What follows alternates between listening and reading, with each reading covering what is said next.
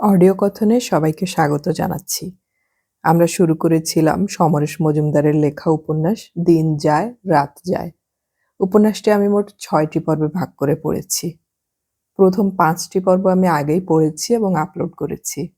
আজকে আমি পড়তে যাচ্ছি উপন্যাসটির শেষ পর্ব।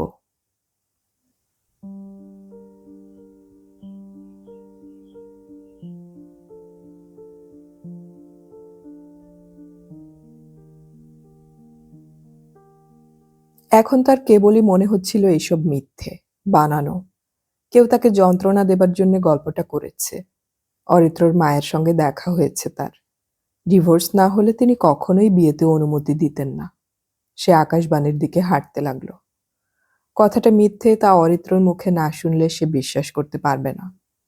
আকাশবাণীর কাছে পৌঁছে ওর হঠাৎ মনে পড়ল, ব্যাপারটা যখন সত্যি তখন অরিত্রকে প্রশ্ন করা মানে অপমান করা নয়। না, সে প্রশ্ন করবে না, শুধু ফোনের ব্যাপারটা জানিয়ে দেবে। রিসেপশনে আজ বেশিক্ষণ অপেক্ষা করতে হলো না তিস্তাকে। হন্তদন্ত হয়ে অরিত্র ঘরে ঢুকে জিজ্ঞাসা করল, কি হয়েছে তোমার? কিছু না। আমাকে তোমার অফিস থেকে বলল তুমি হঠাৎ অজ্ঞান হয়ে গেছো। মুখ চোখ তো বলছে শরীর খারাপ, কি হয়েছে? একটু মাথা ঘুরে গিয়েছিল। কেন, খাওয়া দাওয়ার গোলমাল হয়েছে? না। ডাক্তার দেখেছে? তার দরকার হয়নি, এখন ঠিক হয়ে গেছে। ও, তাহলে দাঁড়াও, দেখি ছুটি ম্যানেজ করতে পারি কিনা। অরিত্র, বলো। আজ একটা অদ্ভুত টেলিফোন পেলাম। তাই নাকি? কি ব্যাপার? তোমার প্রথম স্ত্রীর নাম নীলিমা, সেটা আমি ভুলেই গিয়েছিলাম। সে আবার এর মধ্যে আসছে কেন? যে ফোন করেছিল সে নিজের নাম বলল নীলিমা সেন। নীলিমা তোমাকে ফোন করেছিল? যাহ, বিশ্বাস করি না। আমিও না, কেউ মিথ্যে ফোন করেছে। কি বলল সে? বলল তোমাদের ডিভোর্স হয়নি। বলল এখন থেকে তার দয়ায় আমরা বেঁচে থাকব। আমাদের বিয়েটা অবৈধ। টিয়া জারদ সন্তান। উফ, কে এই মহিলা? আমি পাগল হয়ে গিয়েছিলাম। অরিত্র চুপ করে দাঁড়িয়েছিল। তিস্তা বলল, নীলিমা কি ইন্টারন্যাশনাল এক্সপোর্ট এজেন্সিতে কাজ করে? হ্যাঁ। ওর টেলিফোন নাম্বার জানো? কেন, কি হবে? ওকে ফোন করব। আমি জানতে চাইব টেলিফোনটাও করেছিল কিনা। অরিত্র বলল, ছেলে মানুষই করো না, ও তোমাকে অপমান করতে পারে। করুক, কিন্তু আমি ওর মুখেই শুনতে চাই টেলিফোনটা ও করেনি। অরিত্র ঘড়ি দেখল, তারপর বলল, এখন ওদের ছুটি হয়ে গিয়েছে। তিস্তার এটা খেয়াল ছিল না। সে খুব হতাশ হলো। অরিত্র বলল, এ নিয়ে বেশি টেনশন করো না, তুমি কি একা বাড়িতে যেতে পারবে? হ্যাঁ। তিস্তা এগোলো। তাকে গেট পর্যন্ত পৌঁছে দিতে গেল অরিত্র। খুব আন্তরিক গলায় বলল, তুমি যদি 1 ঘন্টা অপেক্ষা করতে পারো তাহলে আমি ম্যানেজ করে বেরিয়ে পড়তে পারি। তিস্তা মাথা নাড়ল। অরিত্রকে সরাসরি প্রশ্নটা করতে ইচ্ছে করলো ওর, কিন্তু পারল না। বারংবার কি একটা বাধা হয়ে যাচ্ছিল। একা বাসে স্টেশনের দিকে যেতে যেতে তিস্তার মনে হলো, অরিত্র নিজেও তো একবারও কথাটা অস্বীকার করলো না। কেন করলো না? মানুষটা কি কোনো কিছুতেই আর রিয়াক্ট করে না? সরাসরি শ্যামনগরে চলে এসেছিল সে। মা জিজ্ঞাসা করেছিল, কি হয়েছে? কিছু না। তিস্তা টিয়ার বিছানার পাশে গিয়ে দাঁড়ালো। টিয়া ঘুমোচ্ছে। কিছু একটা তো হয়েছে, তা তোকে দেখেই বোঝা যাচ্ছে। তিস্তা জবাব না দিয়ে নিচু হচ্ছিল। মা বাধা দিল, না, বাইরের জামা কাপড় হাত ধুসনি, এটা কখনো করবি না। বাথরুমে ঢুকে মিনিট 15 শরীরে জল ঢেলেও শান্তি নেই। স্নানের শেষে মেয়ের পাশে এসে শুয়ে পড়ল সে। একদম পুতুল পুতুল চেহারা হয়েছে মেয়েটার। নাকটা ভারী মিষ্টি। হঠাৎ বুকের মধ্যে কাঁপুনি আসতেই মেয়ের গায়ে গলায় হাত রাখল তিস্তা। না, হতে পারে না, কখনো নয়। কথাগুলো কাউকে বলাও যায় না, এমনকি বাবা মাকেও নয়। তিস্তাকে যারা ভালোবাসে তারা সবাই চমকে উঠবে। রাত্রে ফিরে গেল তিস্তা। মা ঠেলে ঠুলে পাঠালো। অরিত্র বাড়ি ফিরে খাবার পাবে না। 9:30টায় বাড়িতে ঢুকে অনেকক্ষণ চুপচাপ বসে রইল। সে খুব আশা করেছিল আজ অরিত্র তাড়াতাড়ি ফিরবে, কিন্তু তার বদলে মিসেস চক্রবর্তী এলেন। অরিত্রবাবু টেলিফোন করেছিলেন, আজ রাত্রে ফিরতে পারবেন না। সমস্ত কর্মচারীকে স্পেশাল ডিউটি দেয়া হয়েছে। আপনার শরীর খারাপ হয়েছে শুনলাম। কে বলল? উনি বললেন। এমন কিছু না। কাজের মেয়েটাকে পাঠিয়ে দেব? না না, আমি ঠিক আছি। সকাল 9টায় যখন তিস্তা তৈরি তখন অরিত্র এলো। ঝোড়ো কাকের মতো চেহারা। বলল দিল্লি থেকে একটা জরুরি অ্যানাউন্সমেন্ট করার কথা ছিল। মিনিস্ট্রি ভেঙে যেতে পারত গতকাল, তাই সবাইকে থাকতে হয়েছে। তুমি কেমন আছো? ভালো। নীলিমার ফোন নম্বরটা বলবে? ওহ, এখনো ওই ভূত তোমার মাথা থেকে যায়নি? যায়নি, উল্টে গলার দিকে হাত বাড়িয়েছে। বিশ্বাস করো, কত বছর হয়ে গেল, এক্সচেঞ্জ নম্বরও বদলে গিয়েছে। আমার কিছুই মনে নেই। আগে 2-3 ছিল। এলাম। অরিত্র ওর দিকে তাকিয়ে আছে, কিন্তু কিছু বলছে না। তিস্তা কয়েক মুহূর্ত দাঁড়ালো, তারপর আচমকাই ঘুরে হন হন করে হাঁটতে লাগলো। অফিসে বসে টেলিফোন গাইড থেকে নম্বরটা বের করলো তিস্তা। তারপর একটু নার্ভাস হয়ে টেলিফোন করলো। ওপাশে অপারেটর ধরতেই সে নীলিমা সেনকে চাইল।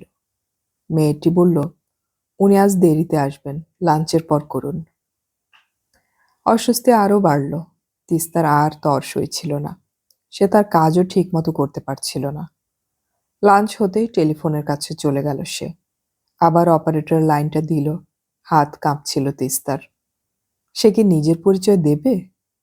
অরিত্র বলেছে তাকে অপমানিত হতে হবে, নাকি গলার স্বর গতকালের মতো হলে রিসিভার নামিয়ে রাখবে। হ্যালো, নীলিমা সেন বলছি। ফাপড়ে পড়ে গেল তিস্তা। এই গলায় কি? সে বুঝতে পারছিল না। হ্যালো। তিস্তার গলা থেকে শব্দ বের হয়ে এলো। হ্যালো। হ্যাঁ বলুন, কে বলছেন? আমি তিস্তা, একটু বিরক্ত করছি। গতকাল কি আপনি ফোন করেছিলেন? কেন, সন্দেহ হচ্ছে? আমি করেছিলাম, এবং যা বলেছিলাম সব সত্যি। আমাকে যদি তোমরা বিরক্ত না করো তাহলে আমি আগ বাড়িয়ে কিছু করব না, কিন্তু করতে পারি। আপনি আপনি বলছেন অরিত্রর সঙ্গে? তুমি আমার অফিসে আসতে পারো। টেলিফোনের লাইন কেটে গেল। শরীর আবার গতকালের মতো ঝিমঝিম করতে লাগলো, কিন্তু আজ সামলে নিতে পারল সে। অফিস থেকে অনুমতি নিয়ে বেরিয়ে পড়ল তখনই। হেঁটে যাওয়া ছাড়া কোনো উপায় নেই। মিশন রোড এবং গণেশ অ্যাভিনিউর হকার ঠাসা ফুটপাত ধরে কিভাবে হেঁটেছিল রোদ মাথায় নিয়ে তার নিজেরই খেয়াল নেই। একটা পার্টিশন দেয়া খোপড়িতে নীলিমার টেবিল, আর 5 জনের থেকে যখন আলাদা তখন পদে মর্যাদা আছে। সেখানে উপস্থিত হতে নীলিমা হাসল। তুমিই তিস্তা? বসো। তুমি বলছি বলে কিছু মনে করো না। অরিত্রর প্রথম স্ত্রীকে অবাক হয়ে দেখছিল তিস্তা। 40-এর কাছেই বয়স, প্রচণ্ড প্রসাধন, জামা সংক্ষিপ্ততম। ভদ্রমহিলাকে ঈশ্বর যে তেমন সৌন্দর্য দেননি সেটা না মানতে চাওয়ার ঘোষণা চড়া গলায় করা হয়েছে। তিস্তা বসল। বলো, টেলিফোনে কি বলছিলে? 1 সেকেন্ড, চা খাবে? না। বেশ। আপনাদের ডিভোর্স হয়নি? একদম না। আপনি সত্যি বলছেন? মিথ্যে বলার তো কোনো কারণ নেই। ডিভোর্স হলে অরিত্র কাগজ দেখাতে পারে। এটা তো জলের মতো পরিষ্কার। নীলিমা হাসল। আমি এখনো বিশ্বাস করতে পারছি না। গতকাল অরিত্রকে জিজ্ঞাসা করেছিলে? না। জিজ্ঞাসা করলেও জবাব পেতে না।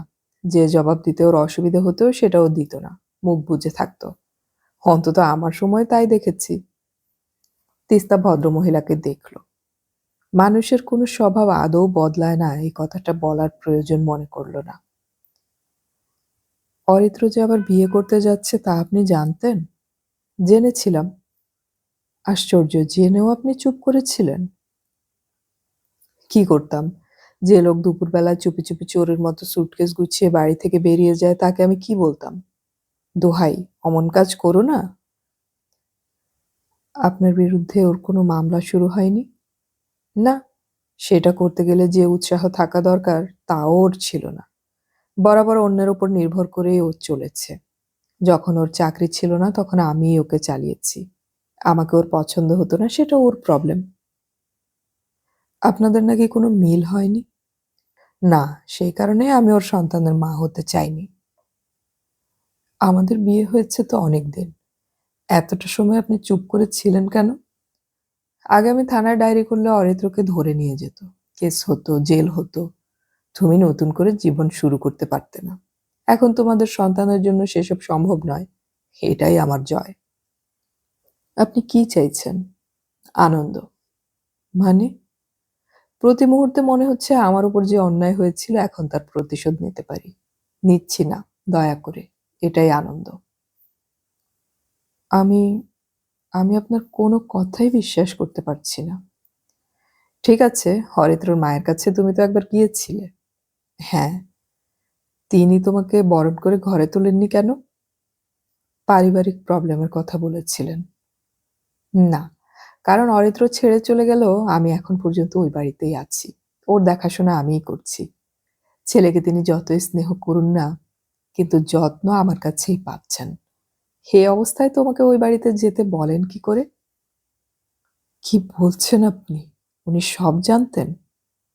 না জানার তো কিছু নেই। দুহাতে মুখ ঢাকল তিস্তা। আমি বিশ্বাস করতে পারছি না। উনিও আমার সঙ্গে প্রতারণা করলেন? স্নেহান্ধ মহিলা। আমার খাচ্ছেন, আমার পড়ছেন, আর প্রায়ই ছেলেকে দেখতে চাইছেন। আমি বলেছিলাম ছেলের কাছে যান। তা যাবেন না। আপনি সেই থেকে অরিত্রদের বাড়িতেই আছেন? হ্যাঁ। অরিত্র আপনাকে ছেড়ে যাওয়ার পরেও থাকতে পারছেন? কেন পারবো না? সে যেতে পারে, কিন্তু আমার আইডেন্টিটি তো নষ্ট হয়নি। আমি অরিত্র সেনের আইনসম্মত স্ত্রী। ওর সব কিছুর উপর আমার অধিকার আছে। আর বুড়িটাকে দেখার জন্যও আমার থাকা দরকার ছিল। আমি অরিত্র সেনের আইনসম্মত স্ত্রী। ৫টা শব্দ একটা বিশাল বর্ষার মতো বিদ্ধ করল তিস্তার হৃৎপিণ্ডকে। আমি কে? কেউ নয়। রক্ষিতা? বেআইনি বউ? অসম্ভব। তিস্তা উঠে দাঁড়ালো। আমি নিজের চোখে দেখতে চাই। ও আমাদের বাড়ি? যাও, দেখবে আমার একটা লাল ম্যাক্সি ভেতরের বারান্দায় শুকোচ্ছে। আমার একটা কথা ভাবতে অবাক লাগছে, বিয়ের আগে তুমি ওর কাছে ডিভোর্সের কাগজপত্র দেখতে চাওনি কেন? তিস্তা দাঁড়ালো না।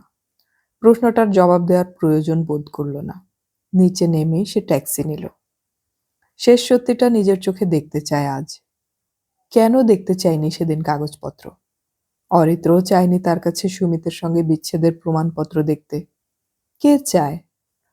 বিশ্বাসটাকে প্রথম দিনেই মেরে ফেলে যন্ত্রের মতো জীবন কাটাতে পারে কজন? দরজার কড়া নাড়ল তিস্তা। তৃতীয়বারে সাড়া এলো। দরজা খুললেন অরিত্রর মা। প্রথমে বোধহয় চিনতে অসুবিধে হচ্ছিল, কিন্তু চিনতে পারা মাত্র উনি উচ্ছ্বসিত হলেন। এসো মা, এসো। কতদিন পরে তোমায় দেখলাম। নিজেকে কোনো মতো সংযত করে তিস্তা জিজ্ঞাসা করল, কেমন আছেন? আর থাকা, ট্রেনে উঠে বসে আছি, কিন্তু ট্রেন ছাড়ছে না। দিনরাত ডাকছি ঠাকুর নিয়ে যাও। তিনি তো কালা, শুনবেন কেন? ছেলে কেমন আছে? তিস্তাকে ভেতরে ঢুকিয়ে বৃদ্ধা জিজ্ঞাসা করলেন, আপনার ছেলে খারাপ থাকবে কেন? তোমার হাত পড়েছে, আমি তখনই জানি তুমি ওকে অযত্ন করবে না। আগের বউ তো শাকচুন্নি, উঠতে বসতে কথা শোনাতো গো। বৃদ্ধার হঠাৎ খেয়াল হলো, তাই এদিকে এসেছিলে বুঝি? তাই দেখা করে গেলে? ভালোই করেছ। দুপুরবেলায় আমি একাই থাকি, সময় কাটতেই চায় না। অন্য সময় কে থাকে? কেন, খোকার বড় বউ? তিস্তা শক্ত হয়ে গেল। আর কিছু জানার নেই, বলার নেই।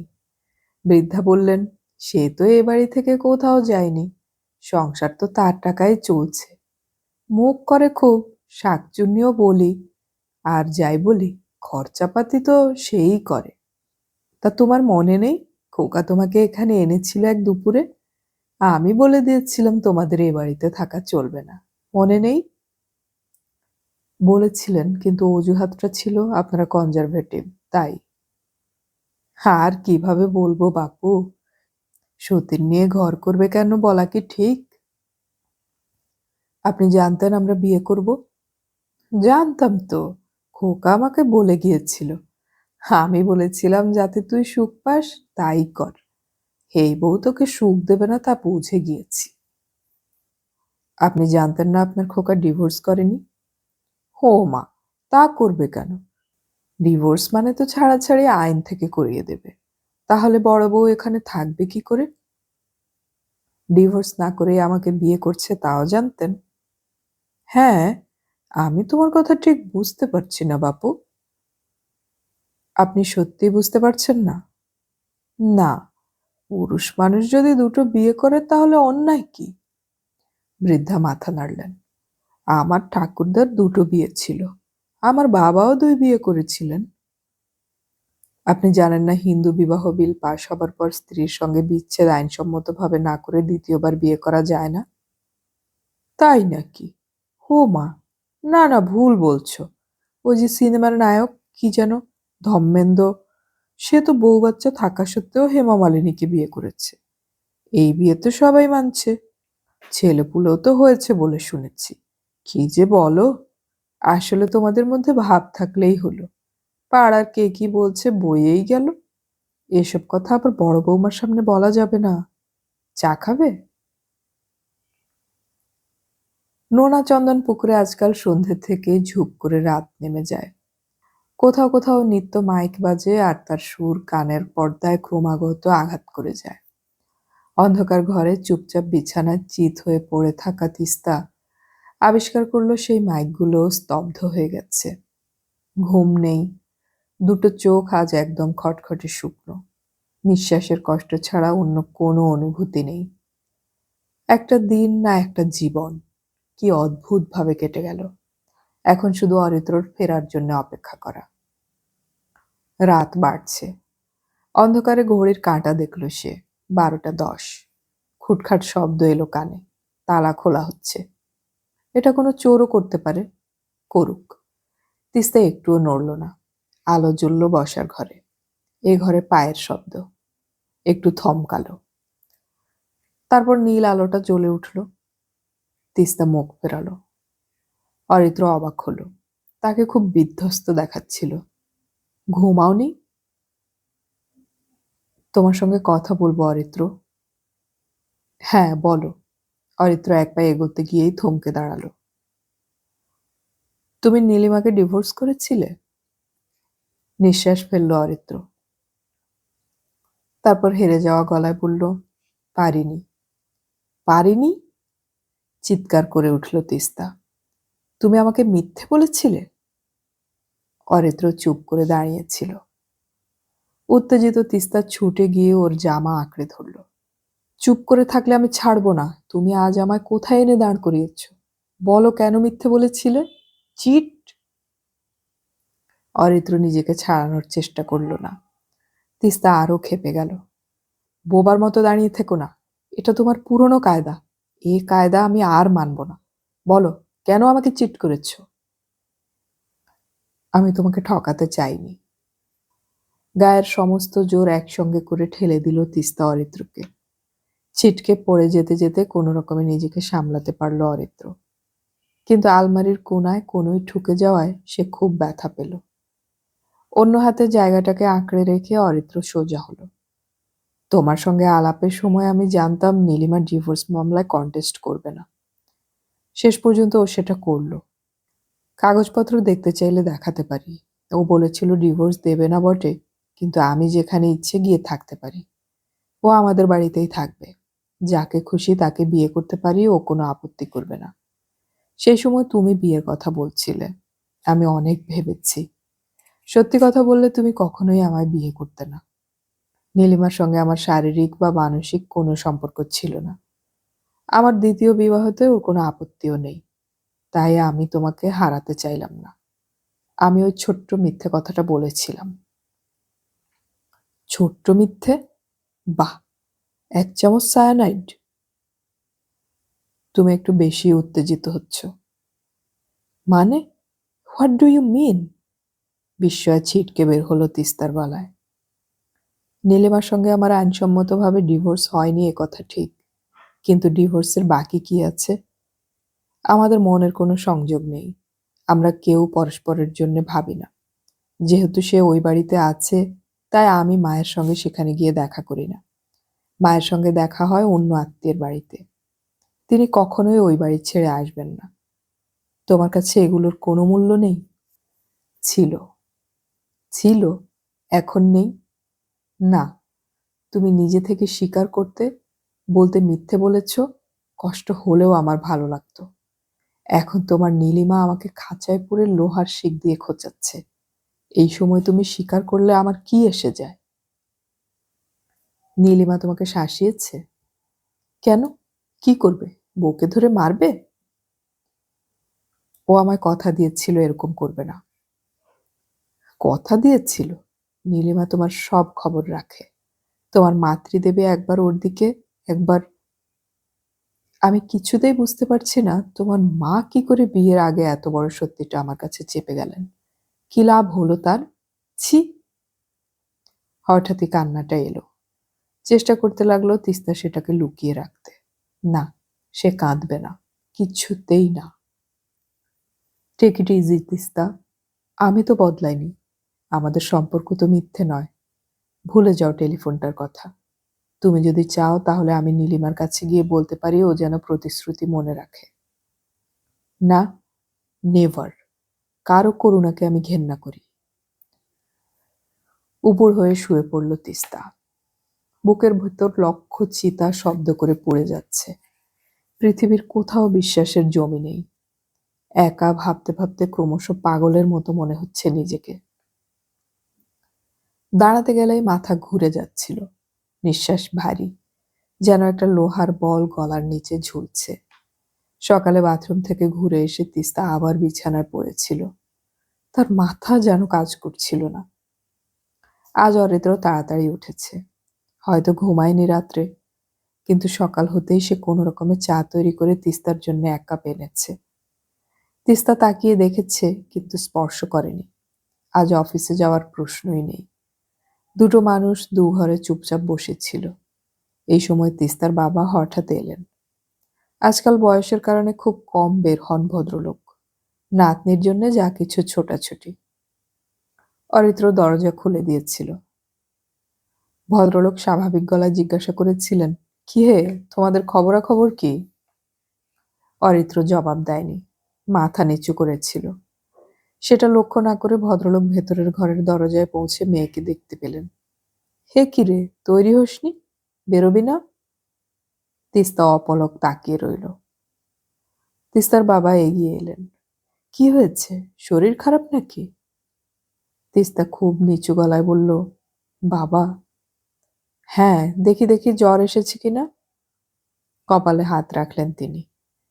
একটু গরম লাগছে বটে, তবে এখনো আসেনি। চোখ মুখ বসে গেছে, রাত্রে ঘুমোসনি? বাবা বসো, তিস্তা স্পষ্ট বলল। ভদ্রলোক বেশ অবাক। বিছানার পাশে রাখা চেয়ারটায় ধীরে ধীরে তিনি বসলেন। তিস্তা বলল, অনেক দিন আগে আমার একবার জন্ডিস হয়েছিল। আমাকে হাসপাতালে ভর্তি করা হয়েছিল। যখন প্রায় ভালো হয়ে উঠেছিলাম তখন তুমি আমাকে একটা প্রশ্ন করেছিলে। আমি সেদিন জবাব দিতে পারিনি। বলেছিলাম পরে দেব। তুমি আমাকে কি জিজ্ঞাসা করেছিলে মনে আছে বাবা? ভদ্রলোক চুপচাপ মেয়েকে দেখছিলেন। এবার মাথা নেড়ে না বললেন। আমাকে জিজ্ঞাসা করেছিলে যে শিক্ষায় আমি বড় হয়েছিলাম তাতে কি করে অমন করেছিলাম। বাবা, আমি এখনো বুঝতে পারি না কেন ভুল হয়। কেন আমি পুরুষ মানুষের কাছে বারবার প্রতারিত হই। একজন পুরুষ যখন স্বামী বা প্রেমিক, তখন সে বাবা হলে পাল্টে যায় কি করে? বাবা, তুমি তো পুরুষ মানুষ। তুমি কোনো নারীকে কি প্রতারণা করেছ? ভদ্রলোক অবাক হয়ে কিছুক্ষণ চেয়ে রইলেন। তিস্তা চোখ সরাচ্ছে না, যেন এই প্রশ্নের উত্তর না পাওয়া পর্যন্ত ওইভাবেই অপেক্ষা করবে। বাবা বললেন, মানুষের ধর্ম হলো নিজের সপক্ষে কথা বলা। আমাকে যে সবচেয়ে বেশি দিন ধরে জানে তাকে জিজ্ঞাসা কর। তুমি মায়ের কথা বলছো? এছাড়া আর কে আছে? কিন্তু মায়ের সঙ্গে তো তোমার অনেক অমিল। ওই তো সত্যি কথা বলতে পারবে। বাবা, তুমি আমার পাশে এসে বসো। এইখানে। হাত বাড়ালো তিস্তা। তিস্তার বাবা বিছানায় উঠে বসে মেয়ের মাথায় হাত রাখলেন। কি হয়েছে মা? বাবা, আমি আবার ঠকে গেলাম। ঠকে গেলি? হ্যাঁ, আমার কোনো লিগ্যাল স্ট্যাটাস নেই। আমি আমি জাস্ট রক্ষিতা। কি বলছিস তুই? চিৎকার করে উঠলেন বৃদ্ধ। হ্যাঁ বাবা, অরিত্রর আগের বিয়ে এখনো আইনসম্মত। ওদের ডিভোর্স হয়নি। মাই গড! তাহলে বিয়ে করলো কি করে? আমি জানি না, কিচ্ছু জানি না। আমার কথা ভাবি না, টিয়ার কি হবে? আমি কিছুই বুঝতে পারছি না। দাঁড়া। অরিত্র, অরিত্র! বৃদ্ধ ডাকলেন। অরিত্র ঘরে এলো, মুখ গম্ভীর। বৃদ্ধ বললেন, ও কি বলছে? হ্যাঁ বাবা, ঠিকই, কিন্তু তিস্তা একটু বেশি আপসেট হয়ে পড়েছে। তুমি কি বলছো? আসলে আমি সত্যি কথাটা বলতে পারিনি, কারণ ওকে হারাতে চাইনি। সেদিন ওকে যেমন ভালোবাসতাম আজও তেমনি ভালোবাসি। আমার আগের বিয়ে বাতিল হলো কিনা তাতে কি যায় আসে। স্বামী হিসেবে আমি তিস্তার পাশে আছি আন্তরিকভাবে। আর আর রিস্ক তো আমারই বেশি। মানে? আমার বিরুদ্ধে নালিশ পেলে পুলিশ আমাকে অ্যারেস্ট করবে। এটা আমার অজানা ছিল না। তবু কেন এমন ঝুঁকি নিয়েছিলাম তা তিস্তাকে ভাবতে বলছি। তোমার লোভ। লোভের জন্যই তুমি মিথ্যে বলেছ। সেদিন ভেবেছিলে নীলিমা কথা রাখবে, কখনো বিরক্ত করবে না, তুমি গায়ে হাওয়া লাগাতে পারবে। হ্যাঁ, এখন এমন ব্যাখ্যা করাই যায়। তিস্তার বাবা মাথা নাড়লেন। তুমি কি অন্যায় করেছ ভাবো। এই বিয়ে যদি আইনের স্বীকৃতি না পায় তো টিয়ার কি হবে? আমি বুঝতে পারছি না। আমি তো মরে যাইনি, টিয়ার সঙ্গে আছি এবং থাকবো। ওর বাবা বেঁচে থাকতে কেন আপনারা এসব ভাবছেন? অরিত্র গলা তুলল। বাবা ঠিকই বলেছেন। নীলিমাকে ডিভোর্স না করলে আমি আর তোমার সঙ্গে এক বাড়িতে থাকতে পারবো না। নীলিমাই সেটা দিতে রাজি হয়নি। আমি জানি না, যেমন করেই হোক রাজি করাও। তারপর? তারপর আমরা আবার বিয়ে করতে পারি টিয়ার জন্যে। যদি তোমার পরিকল্পনা মতো সব ঠিকঠাক করতেও পারি, তবু তাতে একটা অসঙ্গতি থেকে যাচ্ছে নাকি? তিস্তার বাবা বললেন, তিস্তা তো ঠিকই বলছে। না, ঠিক বলছে না। আমাদের বিয়ের সময় টিয়ার বয়স কত হবে? তিস্তা মাথা চাপড়ালো। ও ভগবান! অরিত্র বলল, তাছাড়া ডিভোর্স পেতে সময় লাগবে। নীলিমা কন্টেস্ট না করলেও, যেমন ছিল তেমন থাকলেই। না! তিস্তা চেঁচিয়ে উঠল। তেমন থাকবে না। আমি তোমার রক্ষিতা নই অরিত্র। বাবা, তুমি একজন লয়ারের খবর নাও, আমি দেখা করব। বাবা উঠে দাঁড়ালেন। তোর কি পুলিশের কাছে যাওয়ার ইচ্ছে আছে? লয়ার যা বলবেন। তুই কি আমার সঙ্গে যাবি? এখন না। কেন? টিয়ার দিকে তাকাতে পারবো না। তুই বিকেল 4টের সময় ব্যারাকপুর স্টেশনে আয়, আমি দেখছি। বৃদ্ধ বাইরে যাওয়ার জন্য পা বাড়াতে অরিত্র তার সামনে গিয়ে দাঁড়ালো। বাহ, আপনি মেয়েকে শেষ পর্যন্ত এই বোঝালেন? বৃদ্ধ সোজা হয়ে দাঁড়ালেন। দেখো অরিত্র, আমি পুরনো দিনের মানুষ, কিন্তু আমি বিশ্বাস করি না কোনো মেয়ে কোনো ছেলের থেকে একটুও কম। আমার মেয়েকে যেভাবে বড় করেছিলাম তাতেও সে দুবার ভুল করলো। তুমি ওকে প্রতারণা করে যে অবস্থায় নিয়ে গিয়েছ তাতে এখন আর কিছু বলার মুখ নেই। তিস্তার উচিত থানায় গিয়ে তোমার নামে ডায়েরি করা, কিন্তু টিয়ার কথা ভাবতে হচ্ছে আমাদের। অরিত্র বলল, আমি সব বুঝতে পারছি। আপনারা আমাকে সময় দেবেন না? সময়? কেন? আমি এখন অনেক বছর নীলিমার সঙ্গে থাকি না। এটা ডিভোর্স পেতে আমাকে সাহায্য করবে। আমাকে এটা করতে দিন। আশ্চর্য, তোমার প্রথম স্ত্রী সেটা তো দিতে চান না, আজ চাইবেন কেন? সেটা আমার উপর ছেড়ে দিন। ঠিক আছে, তুমি তোমার মতো দেখো। তাড়াহুড়ো করে কোনো লাভ নেই। তবে তিস্তারও জানা দরকার সে কোথায় দাঁড়িয়ে আছে। বৃদ্ধ মেয়ের দিকে ঘুরে দাঁড়ালেন। আমি তোর জন্য ব্যারাকপুর স্টেশনে অপেক্ষা করব মা। অরিত্রকে দরজা অব্দি এগিয়ে দিয়ে এসে বলল, ভদ্রলোককে এসব কথা না বললেই চলতো না? এটা তোমার আমার ব্যাপার। তিস্তা বলল, আমাকে বিরক্ত করো না। বাড়িতে রান্না হবে না? তিস্তা জবাব দিল না। অরিত্র চেষ্টা করলো কাজের মেয়েটিকে দিয়ে কিছু খাবার তৈরি করিয়ে নিতে। তারপর রোজকার মতো সে ঠিকঠাক অফিসে বেরিয়ে গেল। এত বড় একটা ঝড় বয়ে গেল, অথচ ওর জীবনযাপনে কোনো পরিবর্তন নেই। তিস্তার মনে হচ্ছিল সে যে কত বড় বোকা তা অরিত্র তাকে বুঝিয়ে দিয়েছে। গতকাল সকালেও অরিত্র ছিল তার স্বামী। এই মুহূর্তে আর সেই সম্পর্কটাকে মানতে পারছে না। কেন? শুধু বিয়েটা বাতিল হয়ে গেল বলে? না নীলিমার দর্পভরা কথাগুলোর জন্যে? ওর করুণায় তাকে থাকতে হবে এখন থেকে। কি করতে পারে নীলিমা?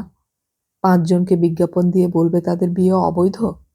বলুক, বিয়ের সার্টিফিকেটটা তো ছিঁড়ে ফেলতে পারবে না।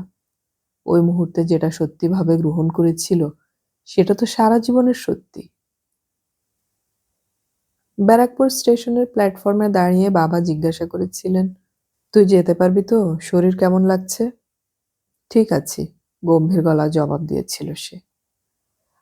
আর তার 1 ঘন্টা বাদে দমদমের এক লয়ারের চেম্বারে বসে তিস্তা চোখ বন্ধ করল স্বস্তিতে। সত্যব্রতবাবু বলেছিলেন, এখন আইন পাল্টে গেছে। আপনার মেয়ে আর কোনো অবস্থাতেই জারজ সন্তান নয়। নার্সিংহোমের সার্টিফিকেটে তার বাবার নাম আছে। এই নামটা আপনাদের ম্যারেজ সার্টিফিকেটে পাওয়া যাবে। সুতরাং ওর জন্ম আইনসম্মত।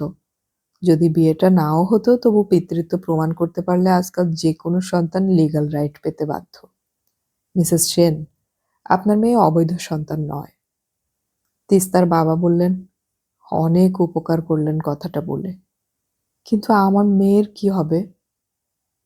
সত্যব্রতবাবু বললেন, 3টে পথ আছে। 1, আপনি পুলিশকে জানাতে পারেন। প্রবঞ্চনা ও দ্বিতীয় অবৈধ বিয়ের জন্য ওর জেল হতে পারে। কিন্তু তাতে কিছু লাভ হচ্ছে না। দ্বিতীয় পথটা হলো মিস্টার সেন তার আগের স্ত্রীকে যে কোনোভাবে ডিভোর্স করুন। এটা উনি পারবেন না। করতে গেলে তাকেই জেলে যেতে হবে। তৃতীয় পথটাই সহজ। আপনারা স্বামী স্ত্রী একসঙ্গে কোর্টের কাছে আবেদন করুন বিবাহ বিচ্ছেদের। যৌথ আবেদন করলে ওই বিয়ে বাতিল হতে পারে। তারপর মিস্টার সেন আগের স্ত্রীর বিরুদ্ধে ডিভোর্সের মামলা আনুন। তখন তিনি মুক্ত। তার বিরুদ্ধে আর কেস টিকবে না।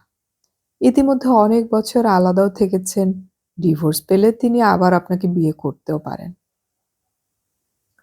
আপনাদের বিয়েটাকে বাতিল করতে আরেকটা পথ আছে। সাধারণত সই করা বিয়েতে সবসময় প্রত্যেকটা নিয়ম ঠিকঠাক মানা হয় না। নোটিসের সময় কম থাকে বেশিরভাগ ক্ষেত্রেই। সেই রকম একটা কারণ দেখিয়ে বিয়েটা বাতিল করলে মিস্টার সেনের প্রথম স্ত্রী কোনো অভিযোগই আনতে পারবেন না। তবে এসব করার আগে একটা দলিলে ভদ্রলোককে সই করতে হবে। তিনি এখনই লিখিতভাবে নিজের মেয়ের নামে তার যাবতীয় সম্পত্তির অর্ধেক লিখে দেবেন। উনি রাজি হবেন? তিস্তার বাবা বললেন, মনে হয় আপত্তি করবে না। তাহলে আমি কাগজপত্র তৈরি করে রাখবো। আপনি 3 দিন পরে ওকে এখানে নিয়ে আসবেন। সই সাবুত করে যাবেন। তিস্তা জিজ্ঞাসা করল, আমরা আলাদা থাকতে পারি? অবশ্যই, মিউচুয়াল হলেও আপনার আলাদা থাকা দরকার। আমার তো কোনো স্বীকৃতি নেই না? কে বলেছে নেই? বিয়ের সার্টিফিকেট আপনার কাছে আছে। ওই বিয়ে আইনসঙ্গত বলেই আপনি জানেন। ডিভোর্সটা হবে। সেখানেও আপনার স্বীকৃতি। আর কি চাই?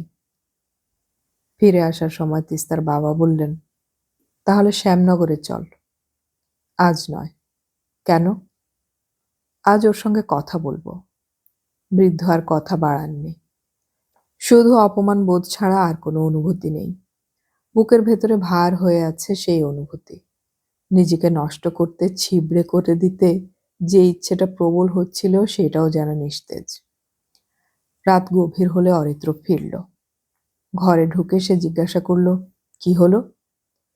তিস্তা যা শুনেছে বলে গেল। অরিত্র বলল, বেশ, তাই হবে। তুমি বেঁচে যাবে। আমাদের বিয়েটা বাতিল হয়ে গেলে আমি অথবা নীলিমা আর তোমাকে বিপদে ফেলতে পারবো না। হয়তো, কিন্তু এর ফলে আমি নীলিমার কাছ থেকে মুক্তি পাবো। তারপর আমি সিনসিয়ারলি যা চাই, তোমার সঙ্গে সম্পর্কটাকে আইনসঙ্গত করে নেব। রিয়াকে ছেড়ে আমি থাকতে পারবো না। তুমি কি এই বাড়ি রাখবে? কেন? আমি কাল শ্যামনগরে চলে যাব। ও না, আমার পক্ষে তো একা একা থাকা সম্ভব নয় এখানে। কোথায় থাকবে জানিয়ে দিও। আমি তো শ্যামনগরে যাবই। না। না মানে? যতদিন তুমি নীলিমার কাছ থেকে মুক্তি না পাচ্ছ ততদিন ওখানে যাবে না। সে কি, টিয়াকে দেখতে পাবো না? না। এতে তো সময় লাগবে। লাগুক, তোমাকে অপেক্ষা করতে হবে। তিস্তা হাসল। অনেকক্ষণ পরে হাসি এলো। তুমি তো টিয়ার জন্মানোর খবরে খুশি হওনি। হো, ওটা একটা সাময়িক প্রতিক্রিয়া। জানি না, তোমাকে যোগ্য হতে হবে। রাত আরো বাড়ল। অরিত্র আজ পাশের ঘরে। হঠাৎ তিস্তার মনে এলো কথাটা। টিয়া শরীরে আসার পর থেকে অরিত্র যে আচরণ করেছে, যে শীতলতা দেখিয়েছে, সেটা কি ওর অপরাধবোধ থেকে তৈরি হয়েছিল? ও কি ভেবেছিল সেই সন্তান জারজ হবে? নিজেকে গুটিয়ে নেবার তো অন্য কোনো কারণ নেই। তিস্তার মনে হচ্ছিল অরিত্র তাকে দুবার প্রবঞ্চনা করেছে। আজ চোখে ঘুম নেই, কিন্তু অদ্ভুত এক স্বপ্নের ঘোরাফেরা আছে চোখে। তারা আলাদা হলো। অরিত্র আর তার কেউ নয়। অরিত্র নীলিমার বিরুদ্ধে মামলা করল। ধরা যাক জিতেও গেল। তারপর একদিন এলো তার কাছে ফিরে বিবাহর প্রস্তাব নিয়ে। সেই দিনটার জন্য অপেক্ষা করবে সে। এখন প্রতিদিনের বেঁচে থাকা সেই মুহূর্তের জন্যে। খুব স্পষ্ট গলায় সে জবাব দেবে, না, আর নয়। সারা শরীরে না শব্দটিকে নীরবে বহন করতে লাগলো তিস্তা। শুধু নির্দিষ্ট সময়ে সেটি ছুড়ে দিলে যে বিস্ফোরণ হবে, তার নাম পুনর্জন্ম। শ্যামনগর থেকে শিয়ালদা আর কত দূর? রানাঘাট, কল্যাণী কিংবা নৈহাটি ধরলে হুশ করে চলে আসা। কিন্তু ট্রেনগুলো যখন প্ল্যাটফর্মে এসে কয়েক সেকেন্ডের জন্য দাঁড়ায়, তখন প্রায়ই এক অদ্ভুত হতাশায় আক্রান্ত হয় তিস্তা। মানুষের ঠাসাঠাসি কামরাগুলোয় কোথাও এক চিলতে ফাঁক নেই। প্ল্যাটফর্মের ঠিক যে জায়গায় লেডিস কামরা এসে দাঁড়াবে, সেটাও এখন জানা। নৈহাটি লোকাল ছাড়া সেটার অবস্থা একই রকম। প্রথম ট্রেন ছেড়ে দিত সে, পরেরটার জন্য অপেক্ষা করতে বাধ্য হয়ে। ফলে অফিসে পৌঁছাতো যথেষ্ট দেরিতে। কথা শুনতে হতো। আর তা থেকেই মরিয়া ভাবটা মনে এলো। আপাত চোখে যেখানে তিলমাত্র জায়গা নেই সেদিকেই ছুটে যাওয়া।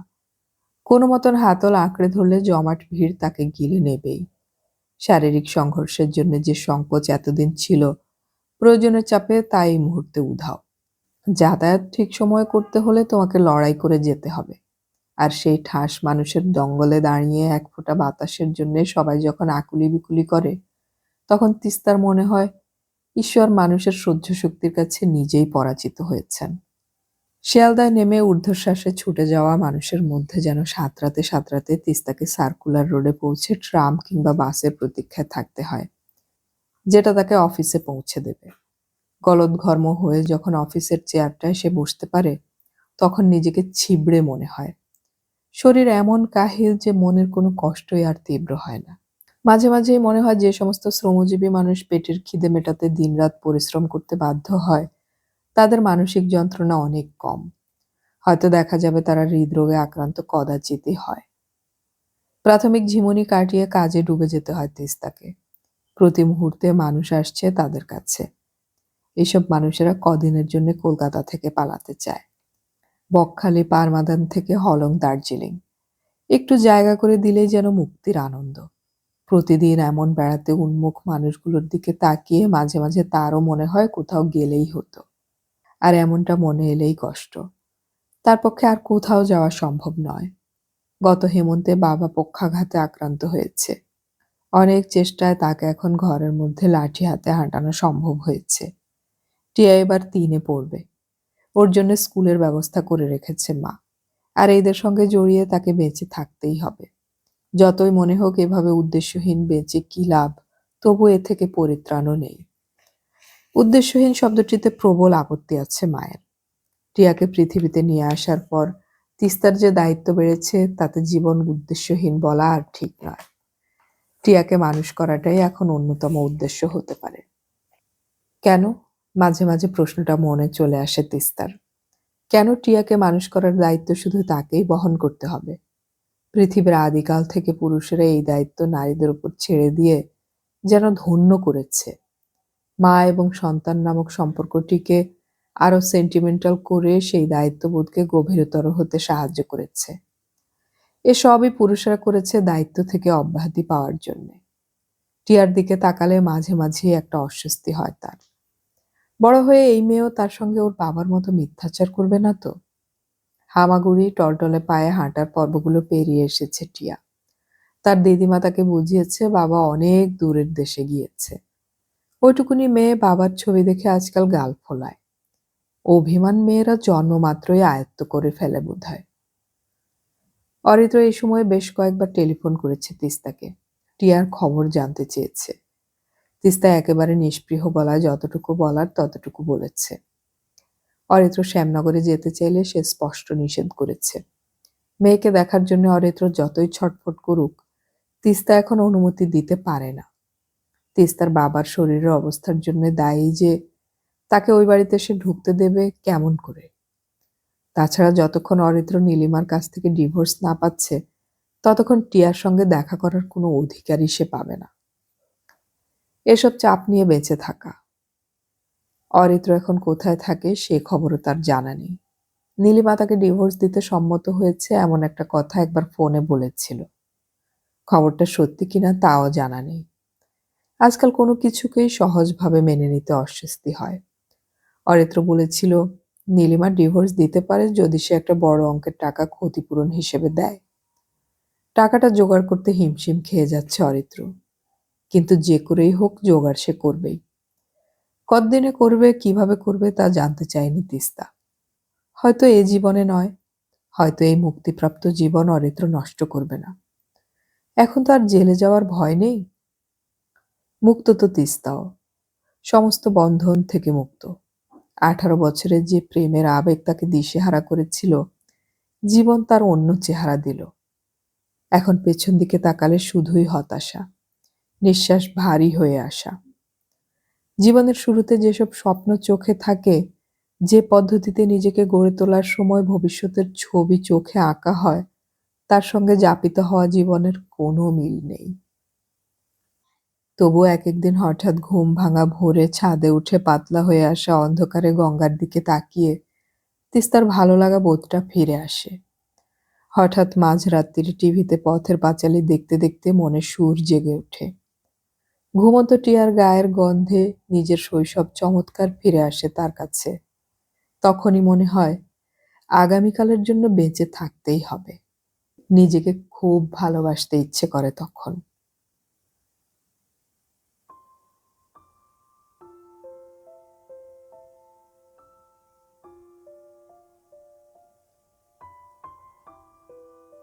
এতক্ষণ আমি পড়ে শোনালাম সমরেশ মজুমদারের লেখা উপন্যাস দিন যায় রাত যায় এর শেষ পর্ব।